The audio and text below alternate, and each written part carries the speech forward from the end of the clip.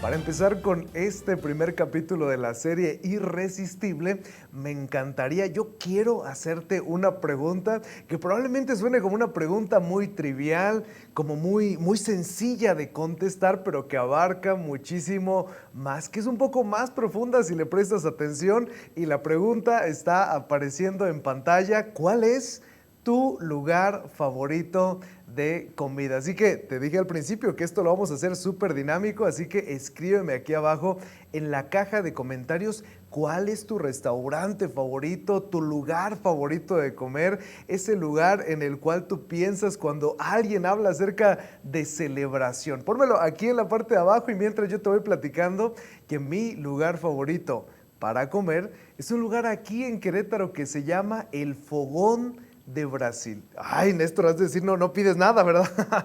Y sí, es que hay unas espadas deliciosas. Me encanta el hecho de que puedes llegar y que te ponen incluso un circulito en donde puedes decir, estoy satisfecho, quiero ponerle en pausa para que te puedan seguir ofreciendo más alimentos. Y hay una barra de ensalada riquísima y hay una barra de postres. A mí me encantan los mariscos. Híjoles, te lo platico y hasta me emociono, ¿eh?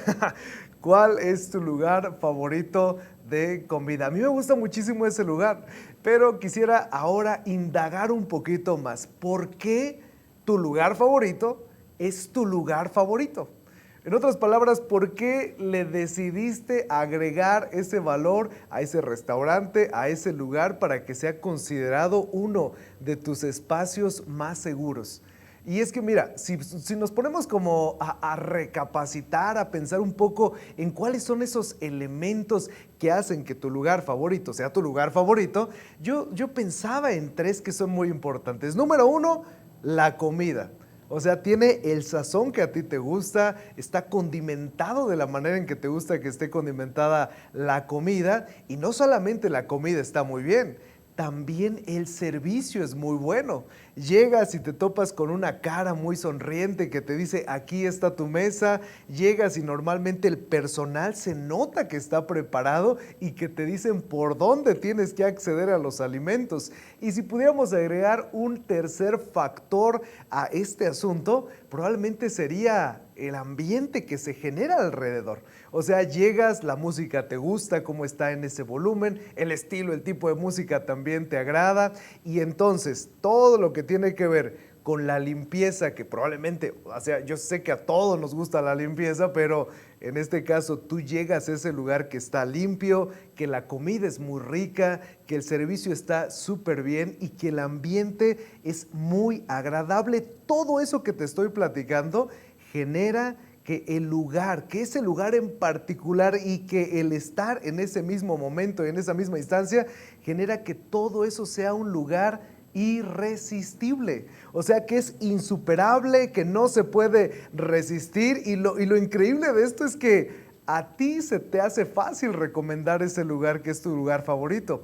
¿Por qué? Porque sabes que cuando lo recomiendas no te vas a decepcionar, no vas a recibir una crítica destructiva, una crítica negativa respecto a esa recomendación que tú dijiste. Y es que es fácil hablar acerca de ese lugar para comer que es irresistible, porque ya mencionamos muchos elementos que lo hacen irresistible.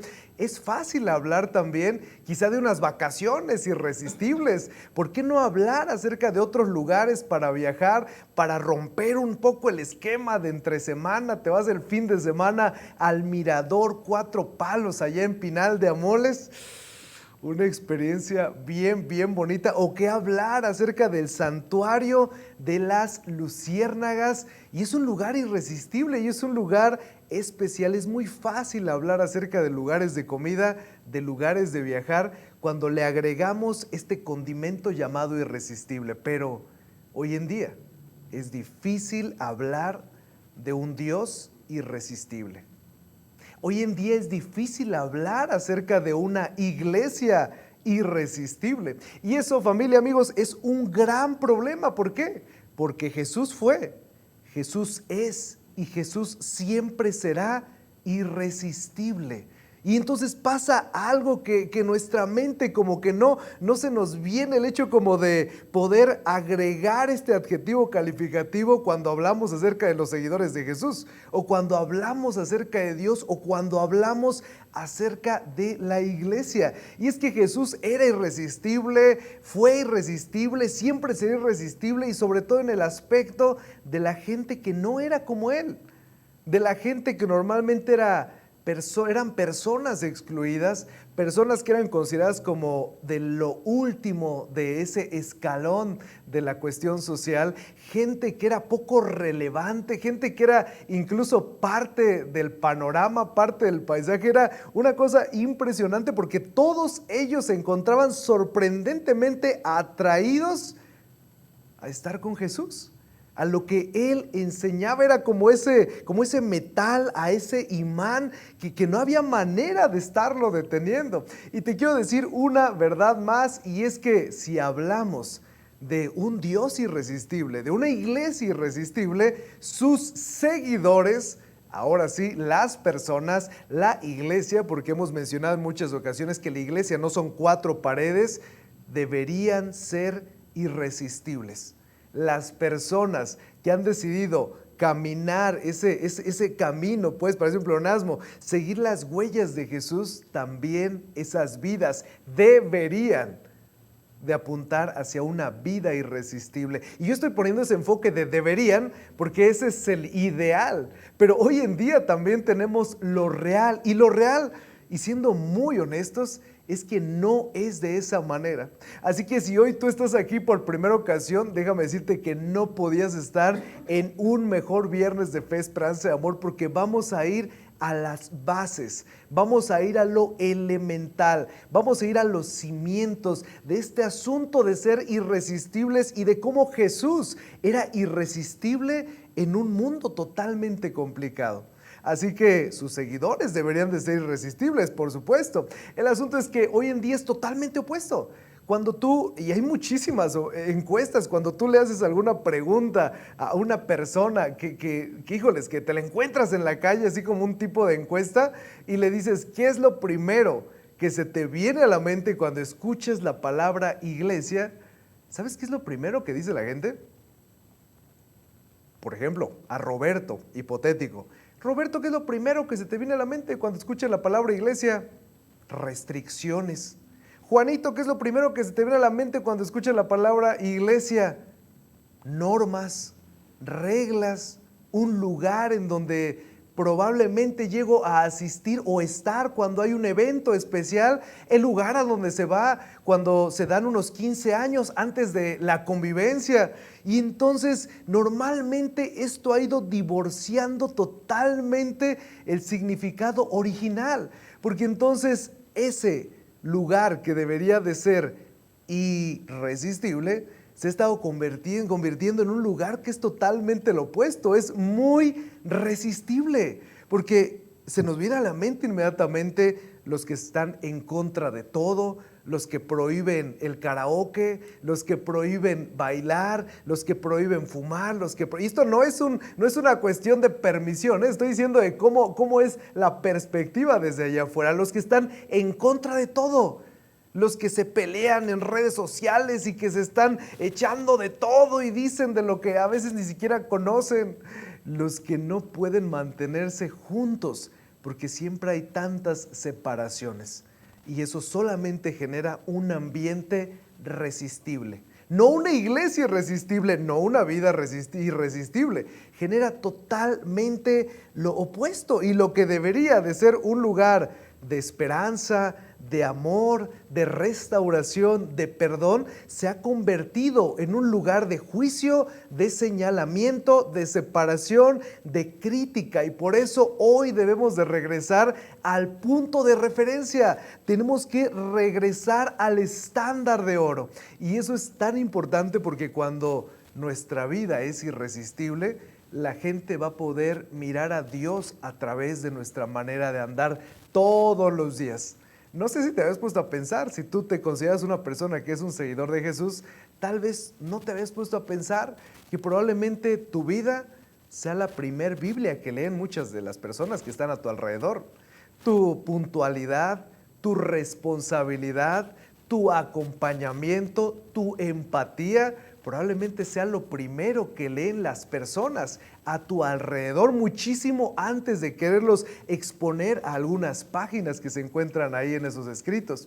Así que quiero que hoy vayamos directamente a la biografía de Jesús escrita por uno de sus seguidores llamado Mateo, y que Mateo nos cuente un poco acerca de cómo podemos regresar a las bases de esta vida irresistible y cómo podemos ir a lo elemental, porque insisto, todos queremos tener vidas transformadas, todos queremos cambios en nuestra vida, queremos cambios en nuestras relaciones. El problema es que a veces no queremos que nuestra vida cambie, queremos seguir haciendo exactamente lo mismo y tener resultados diferentes. Eso es una locura, eso nunca va a pasar. Ahí aplica la ley de la siembra y de la cosecha. Pero mira, no quiero desviarme, vamos a esta biografía de Jesús escrita por Mateo en el capítulo número 22. Fíjate qué es lo que dice. Los fariseos se reunieron al oír que Jesús había hecho callar a los saduceos. Te voy a dar un poquito de contexto,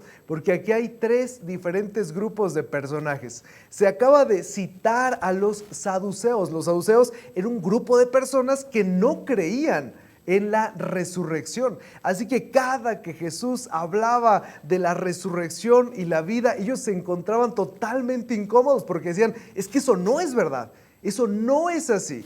Ellos habían estudiado probablemente ese Antiguo Testamento, refiriéndome al Pentateuco, a la ley, al Torá, lo habían estudiado, pero le habían dado la interpretación que ellos habían querido. Entonces, cada que escuchaban hablar acerca de resurrección, era como un foco rojo de atención. Así que le han puesto una trampa a Jesús. Esto no lo vamos a hablar en este punto, tú puedes leerlo unos cuantos versículos más atrás, y ese fundamento que ellos tenían acaba de verse totalmente fracturado.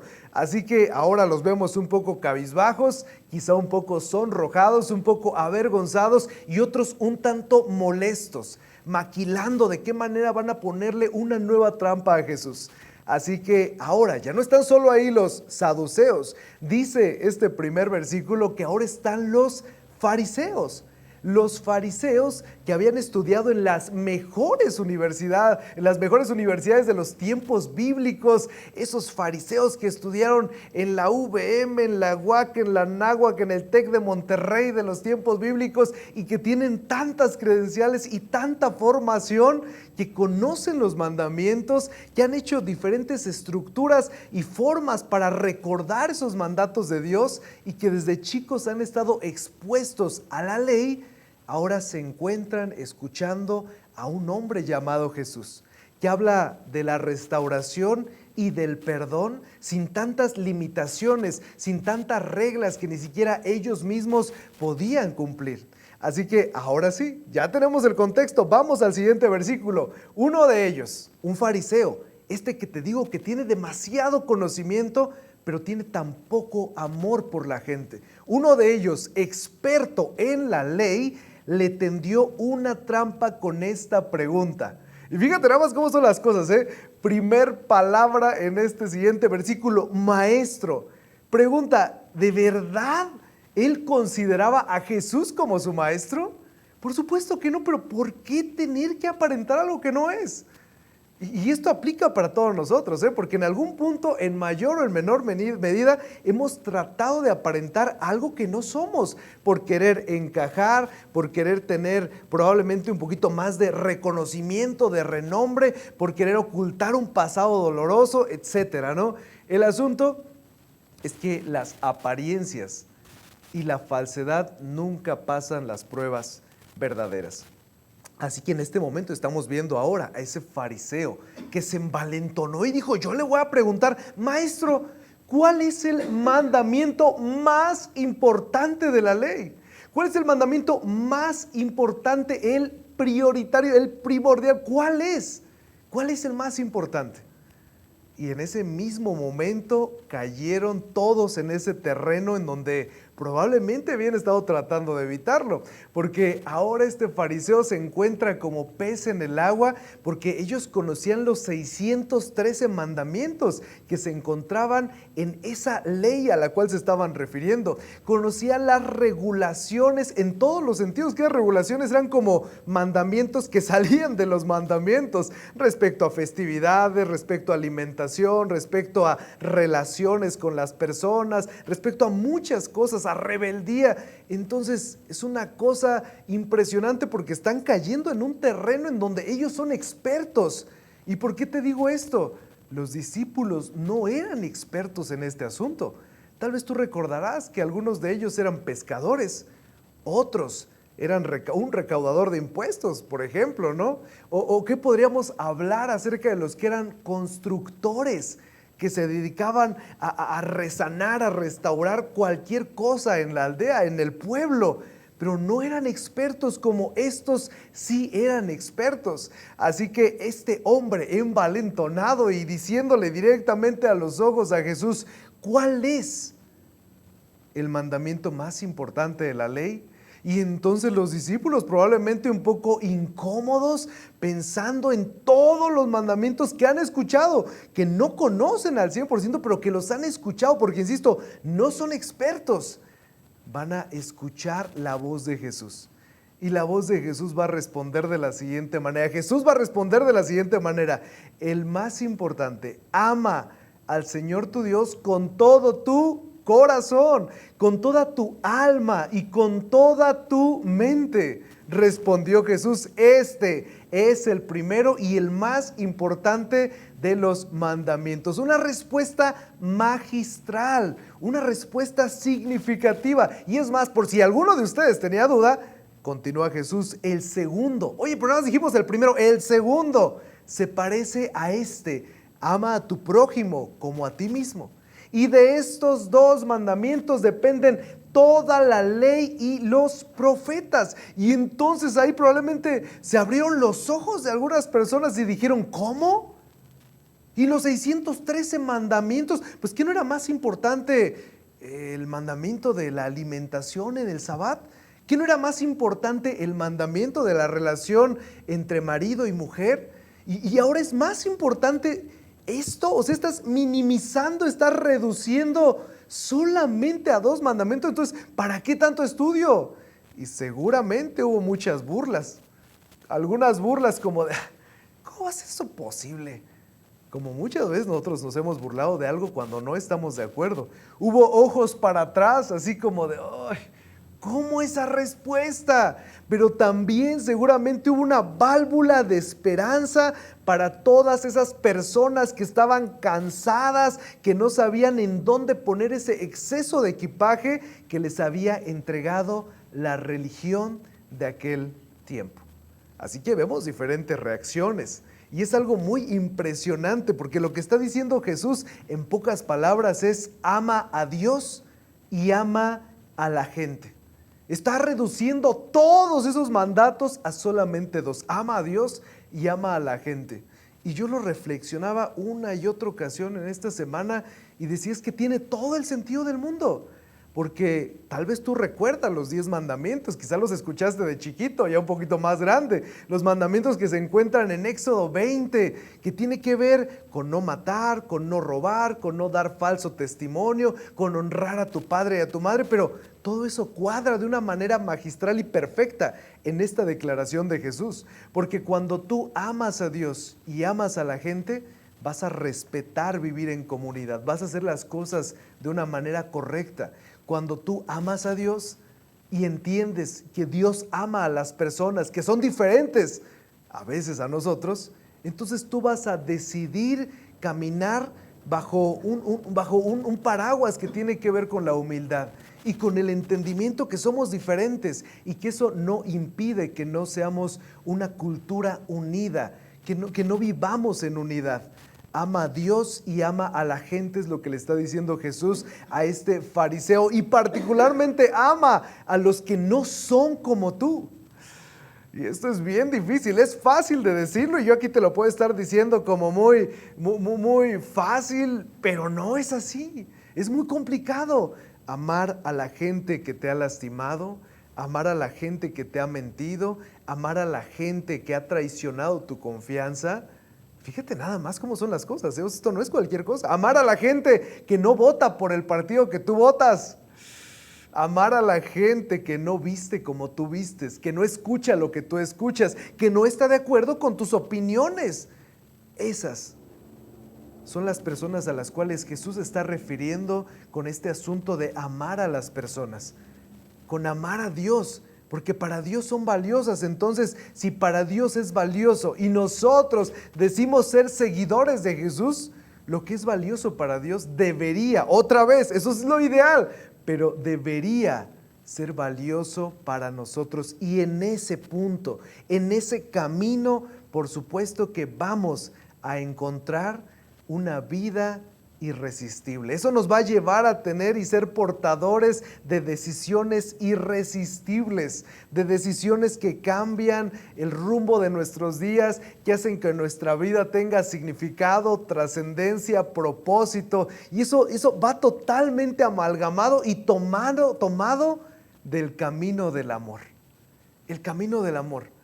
Porque esa es la base de todo lo que te estoy hablando. Y fíjate nada más, a continuación viene una lista de imperativos, de los imperativos más famosos de Pablo, que tiene que ver con recomendaciones que necesitamos alcanzar en nuestra vida para ser irresistibles. Fíjate nada más esta lista: abandonen toda amargura, toda ira, todo enojo, todos los gritos, calumnias y toda forma de malicia. Y no solamente eso, más bien sean bondadosos y compasivos unos con otros y perdónense mutuamente. Una vez más, es fácil de decir, difícil de vivir, difícil de aplicar. Esto lo está compartiendo Pablo a la gente que se encuentra en Éfeso, en esa población, y ellos conocen un poco de la historia de Pablo. Y la pregunta que aparece en el aire es: ¿y por qué?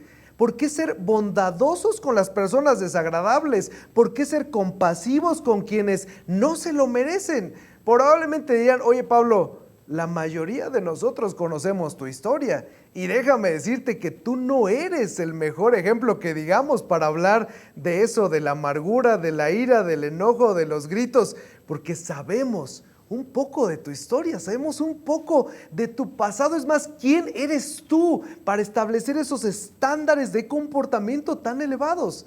Y Pablo, anticipando esa pregunta, Pablo va a complementar su declaración citando su fuente y continúa en este mismo versículo: así, todo esto que mencionó, así como Dios los perdonó a ustedes en Cristo. No es por mí, es por lo que Dios ha hecho. Entonces yo no me puedo poner como el estándar de perfección, como el estándar de vida, porque no lo soy. Ninguno de nosotros debería de hacerlo, porque al final del día nosotros queremos ser un reflejo de Dios, queremos ser imitadores de Él. ¿Y vamos a fallar? Sí. ¿Y fallamos constantemente? Sí. ¿Y pecamos? Sí. No se trata de vivir todos los días cometiendo eso de manera voluntaria y haciéndolo sin ningún remordimiento, sin ningún arrepentimiento, sino se trata de ser imitadores y de ser transformados todos los días a la imagen del Hijo. Es como si Pablo dijera: yo no soy el punto de referencia. Es como si Pablo dijera: yo también me he equivocado.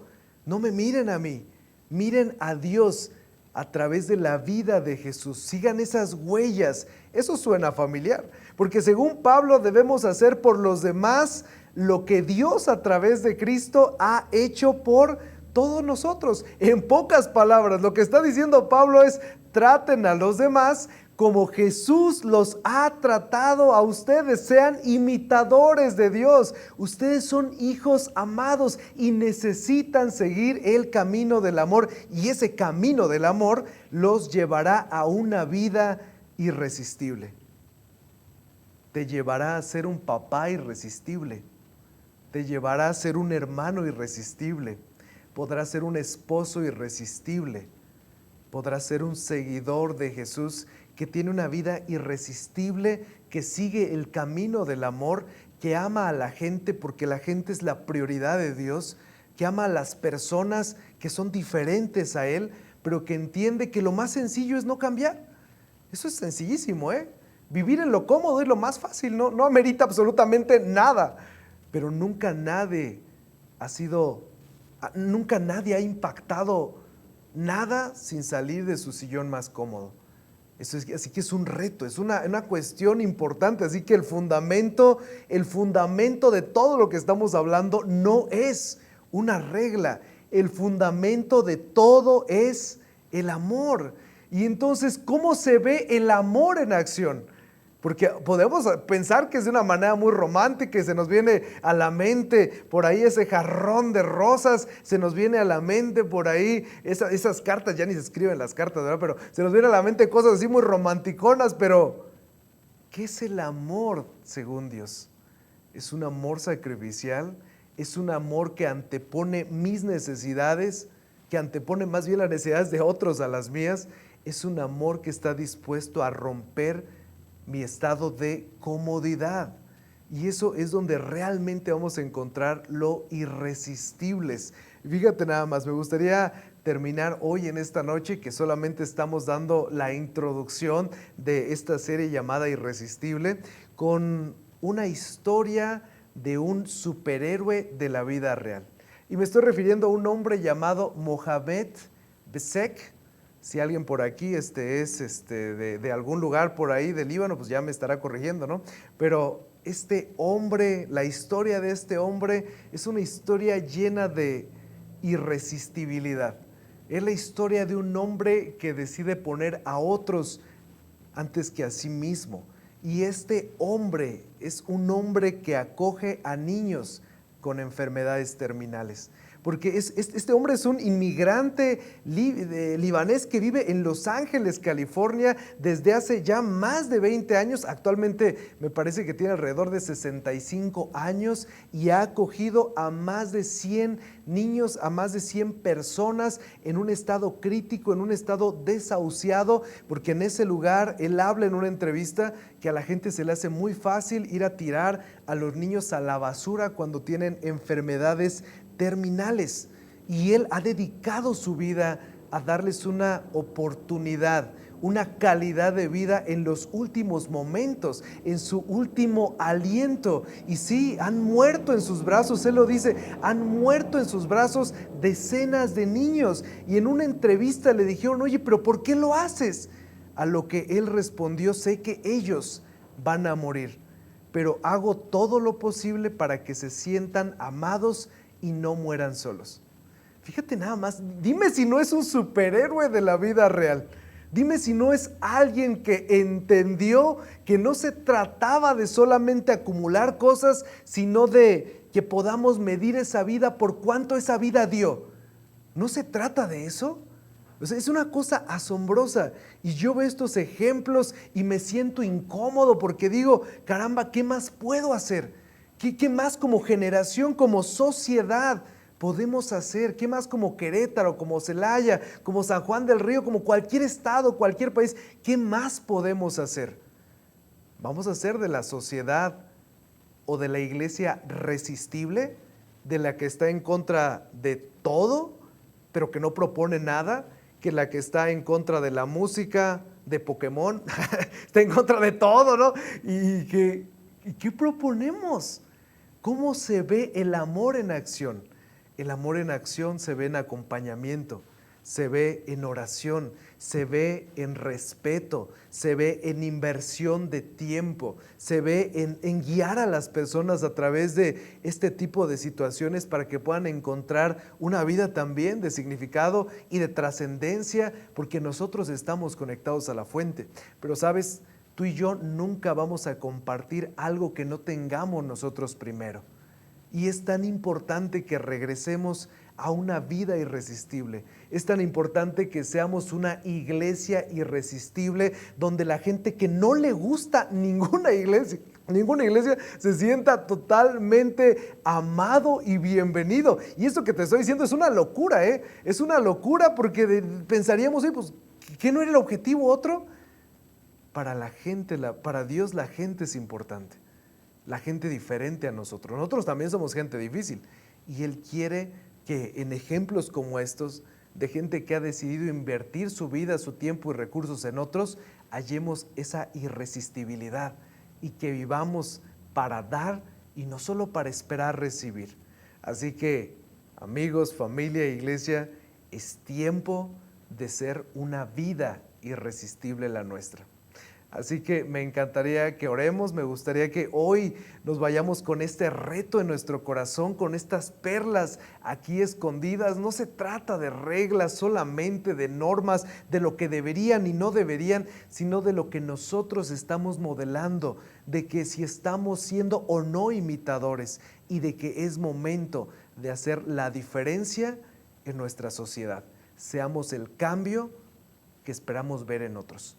Vamos a orar. Señor, gracias porque en ti hay esa restauración. Gracias porque sabemos que tenemos cosas que cambiar, que tenemos hábitos los cuales, pues algunos no estamos muy orgullosos de tenerlos, pero que es tiempo de hacer algo. Entendemos que el cambio comienza con nosotros y el cambio comienza cuando reconocemos que necesitamos tu ayuda. No queremos ser egoístas, no queremos ser gente que cree que en sus propias fuerzas puede lograr algo, sino depender de ti todos los días, cada día más, y ser para ti un instrumento de bendición para otras personas. Ayúdanos a ser irresistibles, a ser hijos irresistibles, a ser familia irresistible, a ser una iglesia irresistible, en donde la gente se encuentre un lugar seguro y un lugar para crecimiento. Gracias, Señor, por tus cuidados, por tu amor y por este tiempo que nos has regalado. En el nombre de Jesús, tu Hijo. Amén.